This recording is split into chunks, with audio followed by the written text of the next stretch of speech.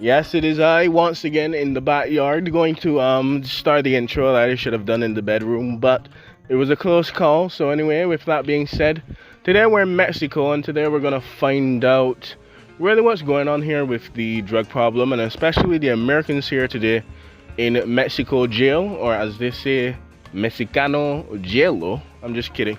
So anyway, we're gonna talk to a couple of people in the jails right now. We're gonna see what is going on in Mexico, and it's actually kind of interesting because Mexico has one of the strenuous and the most strict drug laws in all of Latin America, even Brazil, more than Brazil. So today we're really gonna see. I did plan to do 3 more in the continent of South America, but right now we're holed up in Mexico, trying to get into Central America and then later South America. But with that, there's no history, there's no real context to this. Everything is pretty much there. So I guess you could say back in the early days of the FTC and stuff like that, the Americans wanted to make marijuana kind of racist and imply that black people and Mexican people over the border were selling it to entice white women. But with that being said, I hope you learned something. I hope you enjoyed. I think I did 130 and learned something. And feature presentation, go. Now, Mexico City, the 18th of July, 1970. At least 187 United States citizens are imprisoned in Mexico on narcotics charges. Among them, at least a dozen young students or vacationers who were arrested with small amounts of marijuana in their possession. Some of the Americans are drug addicts and others have police records in the United States for trafficking in drugs. The consequences of arrest in Mexico on drug charges can be more serious now than in the United States, largely because of the strenuous efforts Washington has been making to obtain stronger action by the Mexican authorities against drug trafficking and drug traffic across the border. Furthermore, an American once arrested faces badly crowded prisons rife with violence and corruption.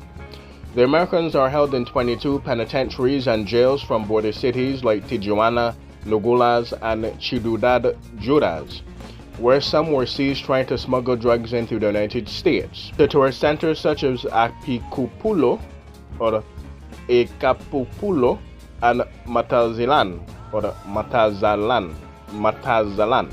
where drugs and marijuana are still widely available. Most of the prisons are badly crowded. The Juarez prison and jail, for example, has more than 800 people in a facility built for 300. Some institutions visited by the correspondents, the Americans, their numbers, according to United States councils, has increased threefold in 9 months. Shared with Mexican criminals, the personal insecurity, sexual abuse, and corruption that characterize prison life is here. Knives are the commonplace possession of men who have records of homicide. Convict killers and heroin addicts are thrown with others in prisons, where the only men and women behind bars are in solitary confinement. During a recent 2-week period in one prison, there were 3 stabbings, 1 fatal, in the presence of Americans as well. The guards, following the codes that prevail in Mexican prisons, did not intervene. One guy was stabbed for cents, said a 21-year-old American who graduated from Middle Atlantic University last year. A principal cause of the assaults is the addict's need for money to buy heroin, which is readily available at a price through guards or trustees who enjoy special privileges as dealers. A dose of bad heroin sells for $1, a prisoner said. An infected syringe. In a prison on the West Coast, a college dropout from Arizona contracts infectious hepatitis from a hypodermic syringe. The prisoner, a 200-pounder, when he was arrested at the beach camp 4 months ago for possession of marijuana cigarettes, has lost 60 pounds on heroin. Most prisoners held by judge on narcotics charges can expect at least 6 months in custody before their case can come to trial. Court dockets are jammed and there is only one judge in most districts. Since last year, judges have not been granting bail. In most prisons, a man can gain some measure of personal safety and comfort by buying from the warden a cell in privileged sections, separate from the dormitories where prisoners sleep in bunk racks stacked 5 high with about a feet of headroom between them. 2 Americans in a typical institution share a cubicle 5 feet long and 5 feet wide, with the bunk bed and a pile of blankets, an electrical fan and a few books, toilet articles, and a girl's photo occupies only the shelf.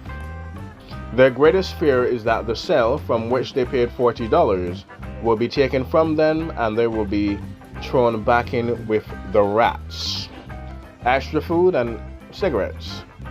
With money sent by family or friends, Americans and others who are more prosperous can buy extra food and extra cigarettes at a commissary run by one of the prisoners who has influence with the authorities, as well as outside connections.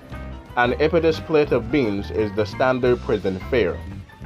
It usually takes up $1,000 for those Americans who can raise money to pay for the lawyers who frequent the prisons, and whose claims influence with judge and who has influence with judges to move up trial dates and arrange light sentences for the Americans.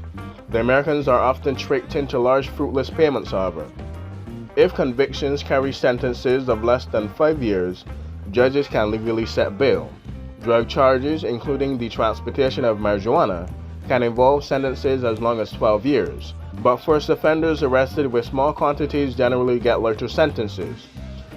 If convictions carry sentences of less than 5 years, judges can legally post and set bail. Drug charges, including the transportation of marijuana, can involve sentences as long as 12 years, but first offenders arrested with small quantities generally get lighter sentences. The standard way out of Mexico in such cases is for a fiat bail, which runs from $250 to $500, and skip across the border back to America. The present experience has confirmed some Americans in a cynical attitude towards Mexican law enforcement and justice. The prison experience has confirmed some Americans in a cynical attitude towards Mexican law enforcement and justice. Some say they would have avoided jail if they bribed the policemen who arrested them in the first place. Shakedown attempts described. There are numerous reports, some of which have been made privately to the United States consuls, that drug arrests often began as attempts to shake down visitors who have been sold marijuana by the police agents. The trouble is, you don't know Spanish and you're confused, and you're all confused when they get you, so you don't pay off before they get you to a judge, sadly. Said a student who has been arrested while trying to smuggle 150 pounds of marijuana into the United States by auto. Then it's too late and you become just a body here to be ran smart. The Mexican campaign against drugs has growing public support since the publicizing of evidence that marijuana and amphetamine pills have been sold widely in high schools and at nightclubs frequented by teenagers.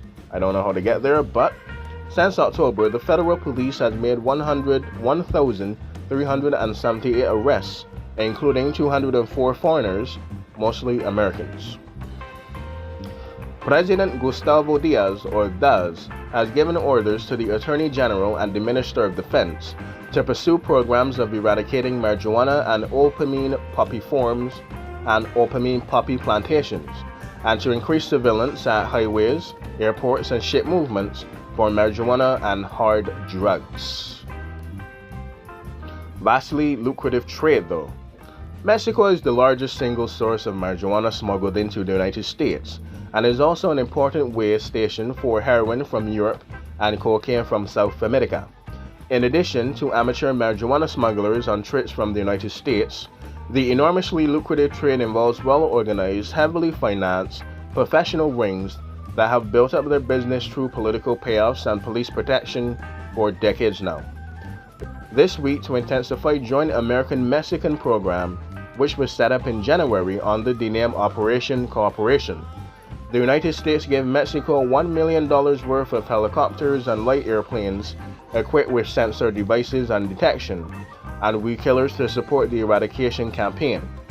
Agreement has also been reached to assign the Mexican Customs Service the responsibility for control of drug traffic to match the strengthened custom control of the United States side of the border.